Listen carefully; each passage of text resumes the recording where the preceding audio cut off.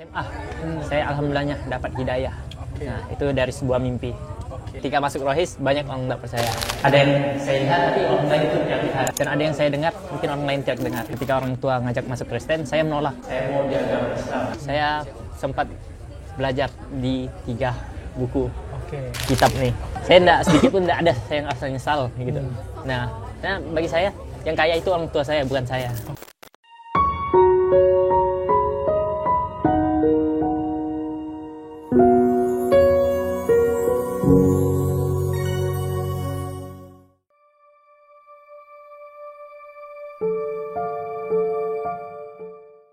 Assalamualaikum warahmatullahi wabarakatuh, pemirsa Wakaf TV sekalian. Saya sedang berada di kota Pontianak. Alhamdulillah, hari ini kita kedatangan narasumber yang luar biasa. Seorang anak muda yang mendapatkan hidayah untuk memeluk agama Islam. Dan waktu itu masuk Islam ketika SMA. Mari kita dengarkan cerita dari Bang Hendra. Assalamualaikum Bang Hendra, apa kabarnya? Waalaikumsalam. Alhamdulillah, baik Bang. Saya dengar-dengar katanya masuk Islam ketika SMA ya Bang? Ya benar Bang. Nah itu gimana Bang? Biasanya kan anak SMA-nya kan identiknya ya belum matang, masih labil, belum stabil ya. Tapi kenapa memutuskan untuk masuk Islam? Nah ini... Oh ya mohon maaf, tapi sebelumnya kalau boleh tahu agama sebelumnya apa? Buddha. Oh Buddha. Ya. Nah, sebelumnya Buddha, ya. memutuskan untuk masuk Islam. Nah, itu gimana? Nah sebelumnya saya cerita sedikit. Dulu saya agama Buddha. Nah, jadi saya di agama Buddha, tapi saya tidak belajar di agama Buddha. Bukan Buddha KTP berarti? Ya, saya sempat belajar di agama Kristen. Nah, waktu SMP saya lanjut lagi masih di agama Buddha, baru belajar agama Buddha.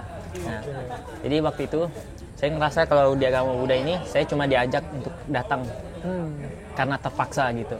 Nah, jadi saya ada mikir pengen masuk Islam.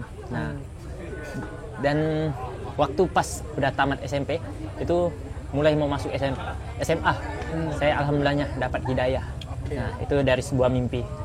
Nah, itu gimana? Nah, ini mimpinya sedikit mungkin susah untuk dipercaya. Nah, soalnya saya sempat cerita sama orang tua, tapi orang tua tidak percaya. Ya, udah tidak percaya. Jadi ini mimpinya saya kayak ditarik sama orang. Diajak suatu tempat dan ada orang yang mengatakan suatu hal itu mungkin tidak orang lain dengar, mungkin kayak ada yang saya lihat tapi orang lain tuh tidak lihat, dan ada yang saya dengar mungkin orang lain tidak dengar. Itu posisinya pas lagi mimpi? Iya. Nah, itu fear, saya langsung tersadar.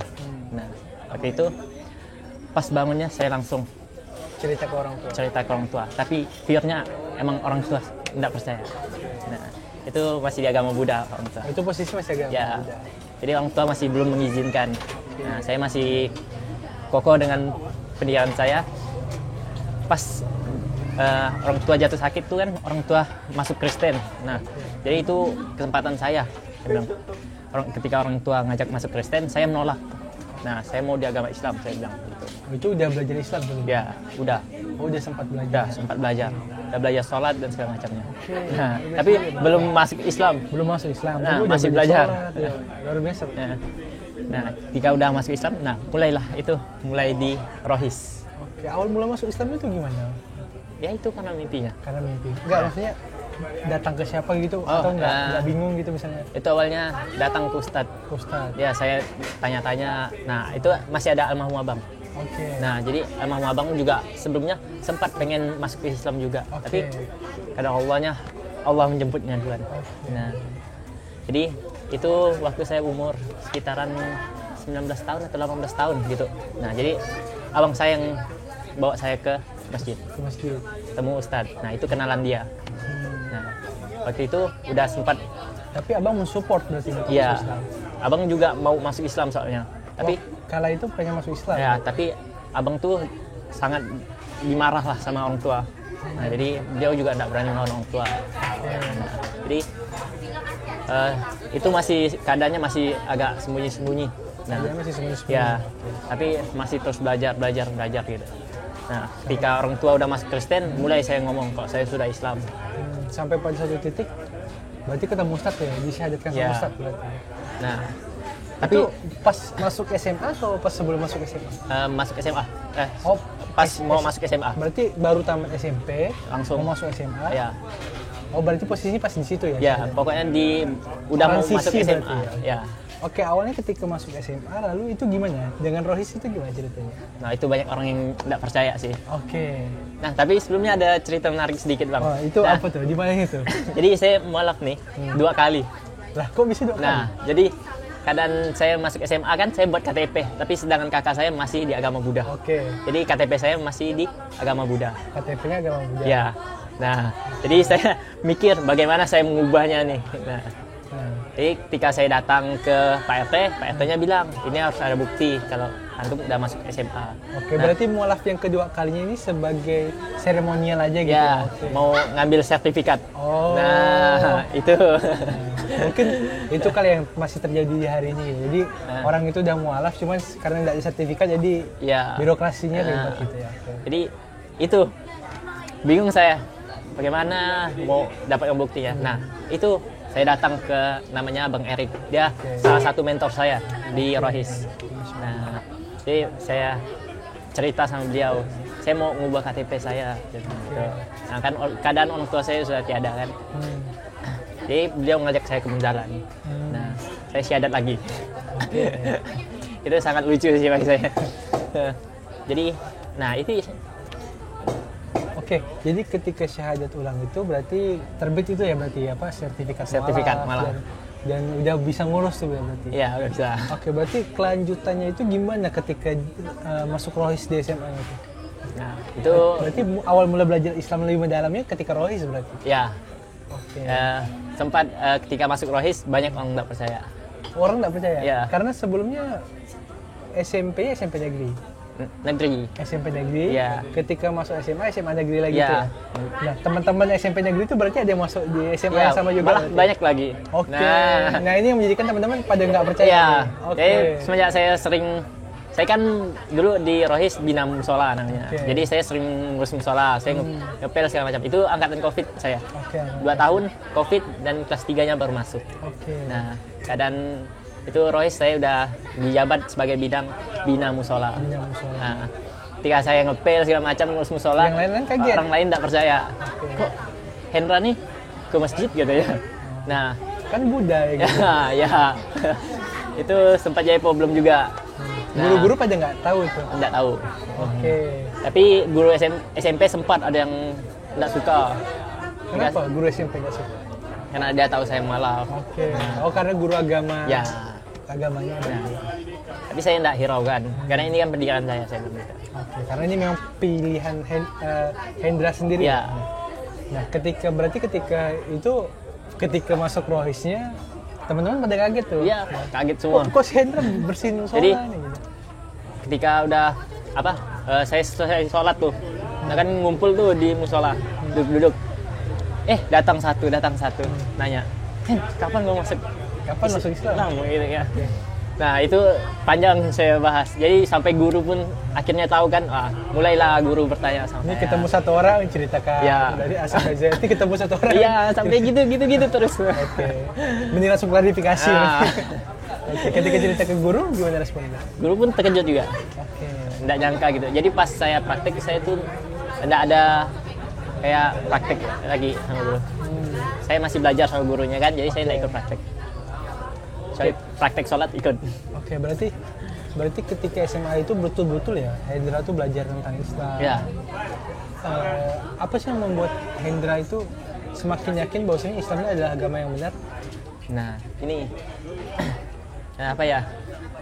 Jujur ya bang, saya sempat belajar di 3 buku Oke. kitab nih. Yang pertama di kitab ini Tirta itu kitab Buddha. Oh, kitab Buddha. Nah, terus ada Alkitab. Nah, terus ada Al-Quran nih. Oke. Nah, ini jujur saya sempat waktu itu di Mujahidin kalau nggak salah. Jadi malam itu saya agak terpengaruh lah kan, banyak omongan-omongan segala macam. Nah, saya mulai cari tahu kebenarannya. Nah, rupanya setelah saya pikir-pikir lagi, kayaknya jawabannya nih saya udah dapat. Oke. Nah, pertama nih di agama Buddha, saya bingung kenapa saya harus menyembah patung. Oke. Nah, itu yang saya mulai memikirkan. oh berarti agama ini udah enggak nih, saya bilang gitu. Nah terus di agama Kristen nih, saya bingung Alkitabnya, kenapa ada tiba-tiba perjanjian baru. Nah ini berarti dibuat orang manusia gitu, saya bilang gitu. Kok ada perjanjian baru, ada perjanjian lama. Nah, saya singkirkan lagi. Nah, jadi saya belajarkan Al-Quran. Nah, sampai sekarang sih masih banyak lah yang harus belajar. Nah, tapi kenapa? Apa hal yang bikin Hendra itu yakin dengan Al-Quran? Karena kayaknya di Al-Quran tuh sudah menjawab semuanya. Sudah menjawab semuanya. Berarti benar. Hendra sebelumnya ketika sebelum masuk Islam pernah baca Quran atau belum? Belum. Berarti ketika masuk Islam itu baru pertama kali baca Quran? Itu juga baru diajarkan pas masuk Rohis. Oke. Oh, jadi pas masuk Rohis diajarkan baca Quran? Ya. Mungkin pertama baca dari artinya dulu? Berarti? Ya, itu kan ketika masuk Rohis tuh, mereka ada baca surah Muhammad ayat 7. Bukan surullah, ayat surukum. Itu kayak apa ya? Oh, sabit aqdamakum. Jadi itu pertama kali itu saya dibantu. Karena saya tidak tahu, saya bilang mereka saya mualaf. Mereka juga terkejut. Itu angkatan atas saya gitu. Pas itu kan zaman Covid, jadi ketemunya diam-diam tuh di masjid. Bang, boleh nggak ajarkan saya Quran? Jadi ketika mereka suruh saya baca Al-Quran, saya bilang saya tidak bisa baca. Saya bilang. Nah, saya hampir mualaf. Itu kalau masa sudah SMA baca Quran nih. Jadi pas bilang mualaf malah terkejut semua. Hah, mualaf? Ya, itu mulailah mereka sedikit komunikasi sama saya, sering ngajarkan segala macam. Nah, makanya sampai sekarang tuh masih saya ngurus Rohis, karena bagi saya tuh di Rohis itulah tempat awal Hendra belajar. Ya, tempat saya belajar awal. Nah, saya ketemu orang-orang baik juga di situ. Nah, Bang Hendra, ketika masuk Islam ini kan biasanya kebanyakan teman-teman mualaf kita itu kan biasanya diusir. Ada juga yang ada juga yang hartanya mungkin ya tidak diberikan sama orang tuanya, dan juga ada yang disiksa bahkan. Nah, kalau dari Bang Hendra sendiri gimana ketika orang tua tuh tahu abang semua? Nah, alhamdulillah ya, orang tua tuh ketika ini langsung tahu atau belum tahu atau beberapa waktu dulu baru tahu gitu? Jadi ketika orang tua udah tahu kan, orang tua udah terima. Nah, ibu saya juga udah terima segala macam. Nah, tapi keluarganya ayah nih tidak saling terima. Nah, jadi saya di keluarga dikucilkan sekali. Nah, jadi ketika orang tua saya sakit, saya dikatain saya tidak jaga orang tua dan segala macam. Tapi orang itu kan tidak lihat, karena kita yang tiap hari di rumah sakit jaganya. Nah, jadi cuma ngomong, oh ini tidak jaga ayahnya segala macam, kurang ngajar segala macam. Nah, jadi seolah-olah mereka ngucilkan saya. Nah, yang nolak sekali. Nah, itu ketika udah 40 hari ayah saya. Nih, saya mulai bertengkar besar sama keluarga ayah saya. 40 hari masuk rumah sakit atau? Bukan, udah meninggal. 40 hari setelah meninggal? Ya. Jadi itu bertengkar besar soal harta. Kenapa tuh? Biasanya memang hartanya juga jadi hal yang paling bikin bertengkar nih antara saudara, antara keluarga. Itu gimana? Bahkan karena harta nih Bang, mereka mau bunuh saya. Nah, jadi ada peninggalan almarhum abang saya juga. Nah, itu sebuah Vespa.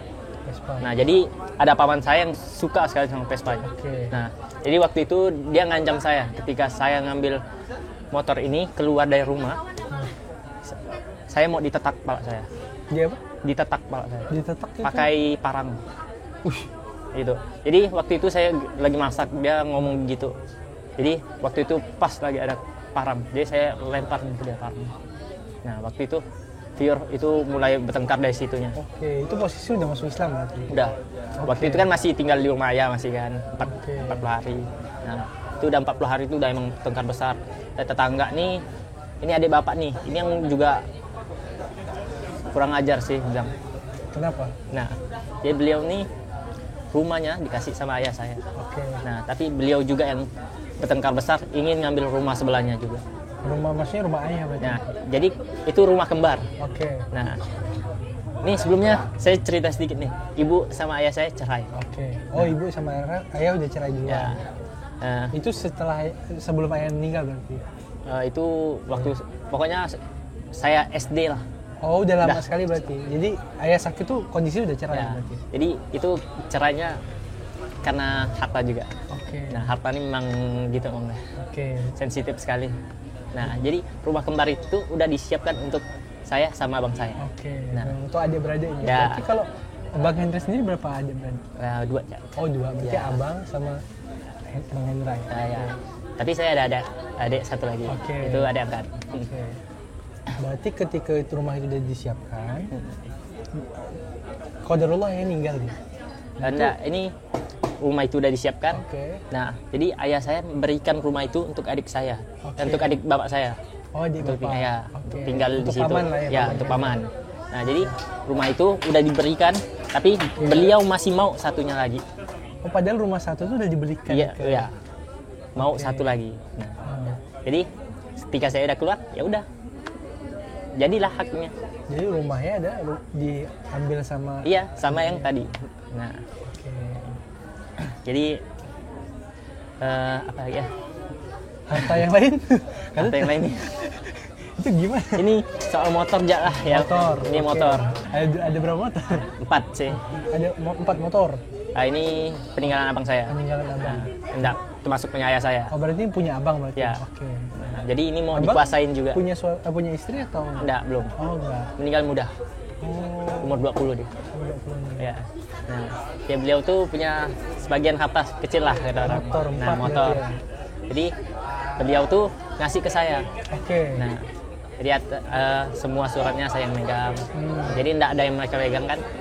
Kecuali rumah itu asetnya semua mereka yang pegang. Oke. Nah, jadi saya enggak bisa melawan. Hmm.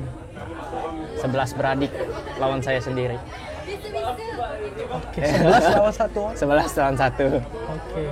Plus lagi anak-anaknya. Ush. Oh, itu sempat bertinju, Bang. Sam- Iya, malamnya tuh. Sampai bertinju itu. Iya. Oke, bas.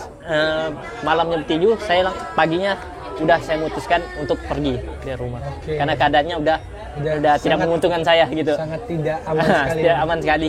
Jadi rumah itu akhirnya ditinggalin sama Bang Hendra. Tinggalin saya. Oke. Waktu itu berkas saya ketinggalan, Oke. tapi kunci rumah saya megang. Ketika saya masuk ke rumah, saya dibilang pencuri Sedangkan itu rumah saya. sendiri. Nah, jadi itu mulailah ribut lagi. Sampai akhirnya karena harta, ya udah putus keluarga. Oke. Disiapkan surat segala macam, tapi hartanya tidak ada untuk saya sedikit pun. Kecuali penyabang. Penyabang ini beda dah nih. Oke. Berarti punya abang itu enggak berani diganggu gugat Iya, sama tidak berani. mereka. Punya ibu juga ada, kayak alat-alat masak segala macam. Tapi enggak berani diganggu. Tidak berani. Tapi Bang Hendra, harta-harta yang tadi itu berarti spesial tidak ada. Tidak ada. Dari orang tua tuh fear tidak ada sama sekali. Bapak? Iya, dari bapak tuh enggak ada. Kalau ayah kerja apa? Ayah bengkel. Dia buka bengkel. Buka bengkel. Ya, Berarti memang ayahnya pebisnis juga. ya berarti? bisnis juga. Ya. Tapi itulah kira Allahnya kan, harta sebanyak-banyak itu tidak ada jatuh sedikit pun. Tapi tidak was. Tapi Bang Hendra ada rasa nyesal nggak ketika masuk Islam? Justru malah harta abang hilang dan segala Kenapa? macam. Ini banyak pertanyaan kayak gini nih, Bang. Oke. Nah, alhamdulillah ya. Saya enggak sedikit pun enggak ada saya yang rasa nyesal gitu. Nah, bagi saya yang kaya itu orang tua saya, bukan saya. Oke. Nah, Luar biasa. Yang kaya itu adalah orang tua saya, bukan saya. Itu harta orang tua saya. berarti Bang Hendra ini adalah anak orang kaya sebelumnya. Sebelum masuk Islam malah jadi anak orang kaya. Setelah masuk Islam malah nggak punya harta sama sekali. Masya Allah. Itu gimana Bang? Enggak sih, saya bukan orang kaya sih sebenarnya. Yang kaya orang tua saya. Oke. Saya biasa aja. Kan seorang anak orang kaya nih ya. Jadi ketika masuk Islam justru sedikit pun nggak ada harta yang diberikan. Kayaknya rasa aneh sih, tapi lama-lama jalan waktu tuh udah biasa aja gitu. Emang kayak udah terbiasa ndak megang uang segala macam tuh udah biasa gitu. Jadi kayak memang fear, ya udah ini punya orang tua saya bukan misalnya gitu. Jangan bilang saya kaya gitu. Jadi pun Gitu. daripada saya bertengkar dengan keluarga juga mending dibiarkan aja. Ya udah saya bilang gitu. Memang keadaan waktu itu tuh memang udah sangat udah tidak baik sekali. Bahkan ada senjata-senjata tajam yang keluar. Oke. Nah, bahkan teman saya sampai dipukul segala macam. Kok bisa teman sampai dipukul? Jadi teman saya itu tinggal sama saya. Oke. Nah, waktu kan rumah cuma saya sendiri. Jadi saya ajaklah teman saya untuk tinggal biar ada sama-sama. teman kan. Nah, ya.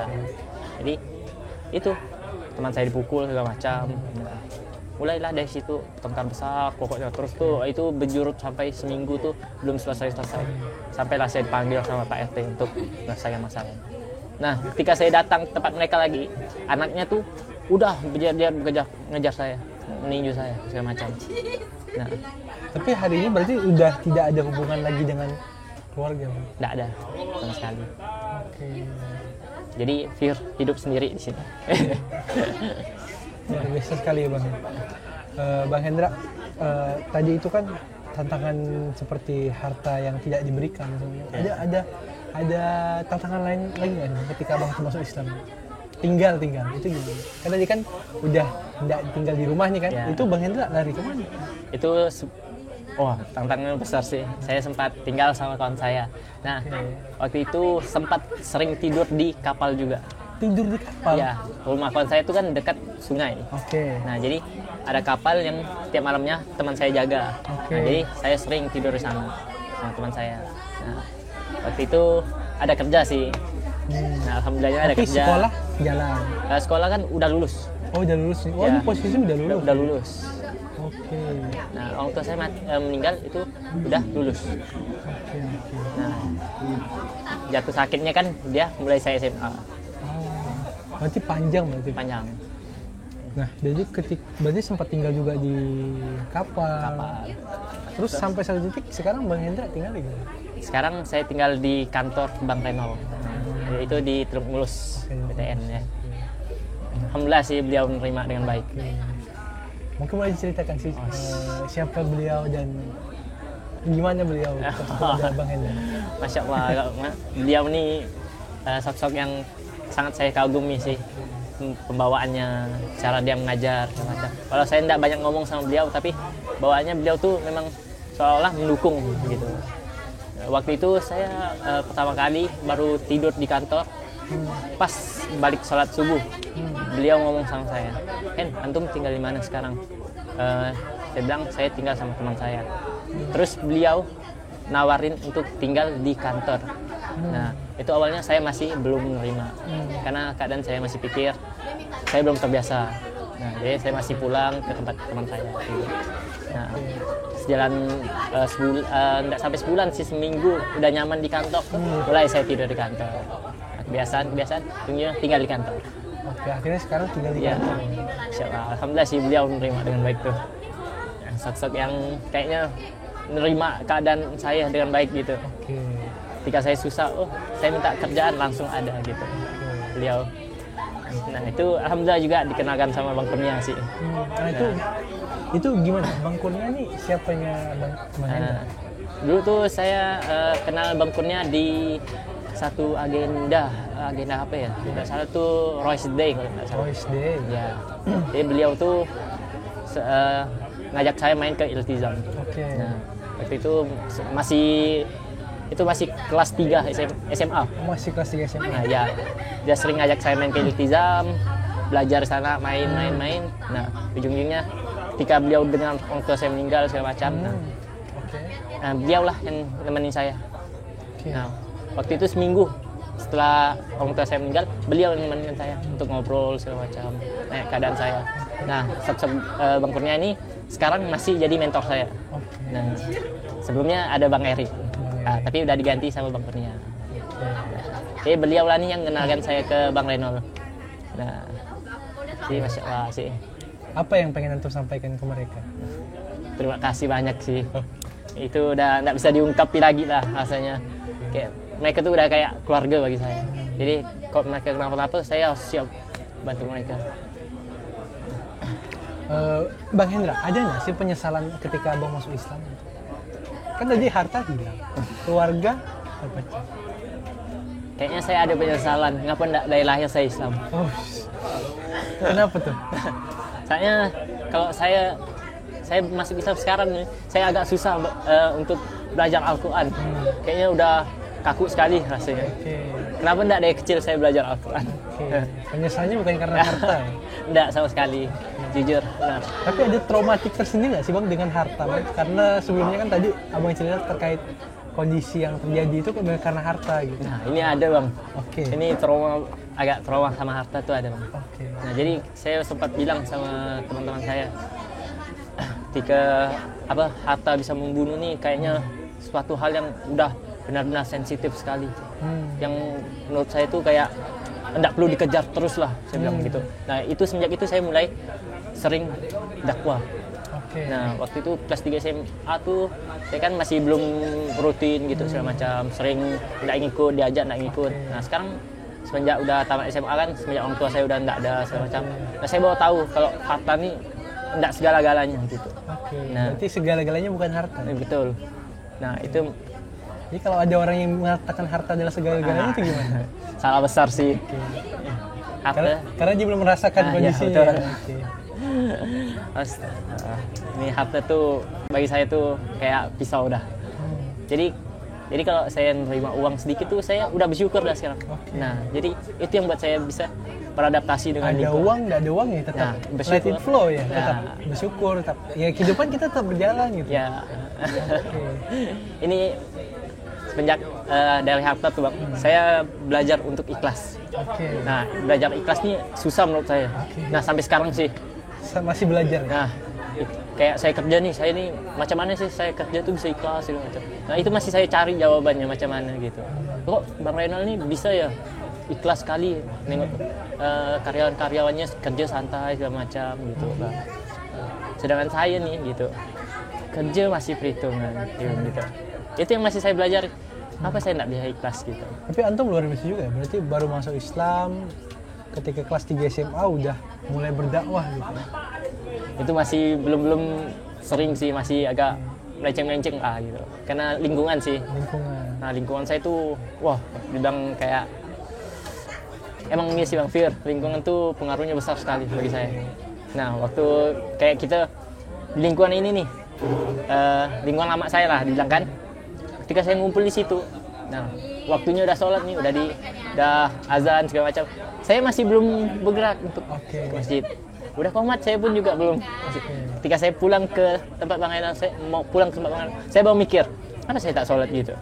Nah sedangkan kalau saya di lingkungan Bang Reynal, kayak saya rasa kalau nggak sholat tuh rasanya bersalah segala macam. Nah itu salah satu bagi saya, lingkungan tuh sangat pengaruh besar. Mulai dari situ berarti baru terasa betul-betul belajar Islam. Ya. Berarti panjang sekali juga proses Bang Hendra mengenal Islam. Panjang Bang. Mohon maaf Bang Hendra, kalau boleh tahu ibu masih ada? Masih. Kalau ibu sekarang gimana? Sekarang ibu tinggal di Solo. Nah, alhamdulillah ibu sekarang juga ada kerjaan di Hong Kong. Tapi ibu agama? Nah ibu alhamdulillah sih sekarang udah masuk Islam juga. Jadi wasilah Bang Hendra masuk Islam, ibu juga bisa masuk Islam gitu. Jadi ketika saya masuk Islam, nah ibu saya juga berpikiran untuk masuk Islam juga. Karena apa tuh ibu? Karena katanya tidak mau ninggalin saya sendiri.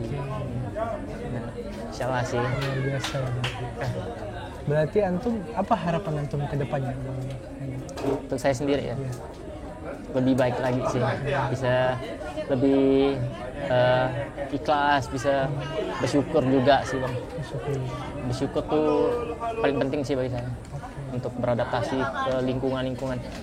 Bang Hendra ketika awal sebagai mualaf itu ada nggak sih keresahan Bang Hendra gitu? Mungkin apa gitu ya? Kayak misalnya mungkin ketika saya mualaf ya gitu. Mungkin kok nggak aja sih yang ngebina gitu? Atau gimana kalau dari Bang Hendra sih? Ada sih. Alhamdulillah terbina dengan baik. Dulu sih. Waktu di awal-awal gimana? Sempat bingung juga berarti? Saya kan pas masuk kelas itu kan saya tidak ada binaan. Karena COVID itu 2 tahun. Oh, jadi awal COVID itu tidak terbina dengan baik. Iya. Jadi saya bingung juga. Nah, jadi agak bingung mau belajar di mana nih gitu. Saya ini udah masuk Islam, tapi saya belajar di mana gitu. Nah, mulailah saya belajar dari YouTube. Macam dan saya dengar ceramah-ceramah Ustadz Adi, Ustadz Felix sih kurang. Saya lebih ke Ustadz Adi. Ustadz Somad juga kurang sih. Saya memang fokus di situ ya. Luar biasa gitu. Ustadz ini pembawaannya. Nah Ustadz Jafar juga karena saya suka pembawaannya. Lucu juga dia. Oke, baik pemirsa Wakaf TV sekalian, ini Masya Allah kisah yang luar biasa sekali ya dari Bang Hendra, seorang mualaf baru saja waktu itu mualafnya ketika SMA, baru masuk SMA, yang mana dari SMP ke SMA ini kan biasanya ya masih labil ya biasanya Bang. Iya. Nah, tapi luar biasa beliau memutuskan untuk masuk Islam dan juga punya alasan yang kuat untuk masuk Islam ya, Bang. Bukan karena dipaksa orang lain dan segala macamnya, tapi memang betul-betul pure memang karena beliau sendiri pengen memutuskan untuk masuk Islam. Nah, pemirsa Wakaf TV sekalian, jangan lupa untuk like, komen, dan subscribe channel Wakaf TV ini. Semoga kedepannya kita akan menghadirkan video-video yang kreatif dan inovatif. Dari Pontianak, wassalamualaikum warahmatullahi wabarakatuh. Jadi salah satu hambatan di jalannya, ya ini nih. Nah ini salah satu.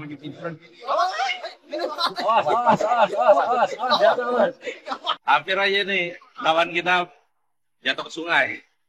Jadi memang salah satu hambatan kita itu kalau masuk ke pedalaman ya seperti ini salah satunya. Belum lagi kayu-kayu itu pada muncul dari dasar sungai. Jadi memang perlu kehati-hatian dan tingkat risikonya juga tinggi, besar ya.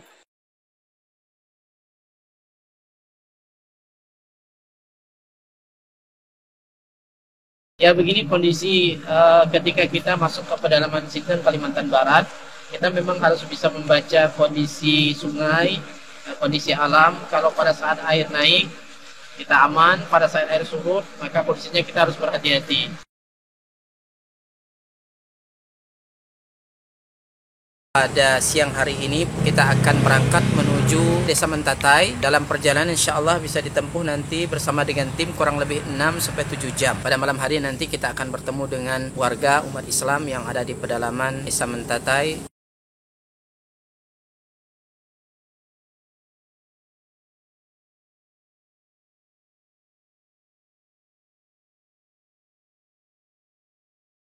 Alhamdulillah sudah kurang lebih 600 mu'alaf yang masuk Islam dengan asbab dakwah ini. Dan tentunya ini tidak hanya sebatas mereka memeluk Islam, tetapi masih banyak PR-PR yang harus kita selesaikan. Dalam hal ini kami membina mereka membutuhkan Al-Quran untuk kita sampaikan kepada mereka yang menjadi sarana mereka dekat dengan Allah Subhanahu wa Ta'ala.